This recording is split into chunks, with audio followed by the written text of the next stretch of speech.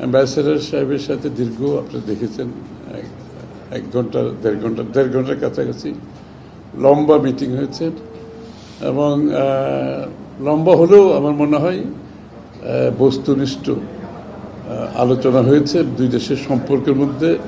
বিশেষ করে তারা আগামী দিনের নির্বাচিত সরকার আসলে ব্রাজিলের সাথে কি কি কাজ করার সম্ভাবনা আছে এগুলো দীর্ঘ আলোচনা করেছে এবং এখানে বেশি গুরুত্ব পেয়েছে আমাদের কৃষি। আপনারা জানেন কৃষিতে ব্রাজিল অনেকটা এগিয়ে আছে এবং তাদের কৃষি এবং লাইভ স্টক অনেক বড়। সেখানে কিভাবে আমাদের আগামী দিনের আমাদের সহযোগিতা কোন কোন ক্ষেত্রে করা যেতে পারে এবং কৃষির ক্ষেত্রে একটি বিশাল সম্ভাবনাময় দেশ যেহেতু ব্রাজিল। তো বাংলাদেশের কৃষিতে আমরা ভালো করছি কৃষিতে, কিন্তু আমাদের তো অনেক বড় একটি জনসংখ্যা। এই জনসংখ্যাকে আমরা যদি আত্মনির্ভর হতে চাই কৃষিতে, তাহলে আমাদের কৃষিকে আরও সামনের দিকে এগিয়ে নিয়ে যাওয়ার জন্য আমরা কি করতে পারি এবং ব্রাজিলের সাথে এই সহযোগিতার মাধ্যমে আমাদের কৃষি এবং লাইভ স্টকে আমাদের যে কোঅপারেশন করার বিশাল সুযোগ আছে সেই বিষয়ে দীর্ঘ আলোচনা হয়েছে। কোন কোন এরিয়াতে আমরা আমাদের দেশে দুগ্ধের যে সরবরাহটা এটা অনেক বেশি বাড়ানোর সম্ভাবনা আছে।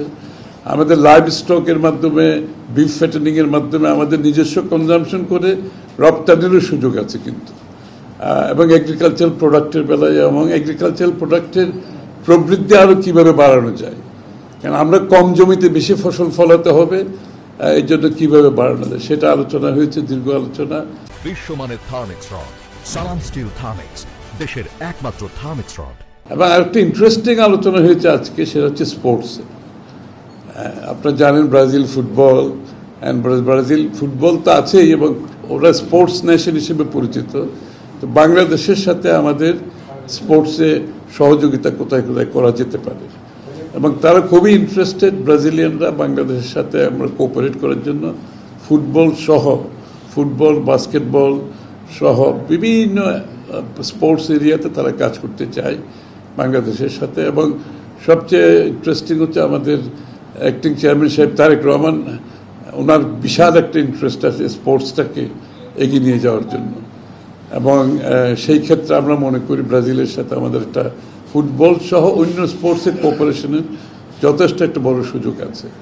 তো সেই জায়গাটা আমরা কাজ করব সুযোগ যখন সময় মতো যদি সুযোগ পাওয়া যায় এই দুই এরিয়াতে মোস্টলি। আর এমনি ওভারঅল দুই দেশের মধ্যে সাংস্কৃতিক ইত্যাদি আলোচনা হয়েছে কোঅপারেশনের।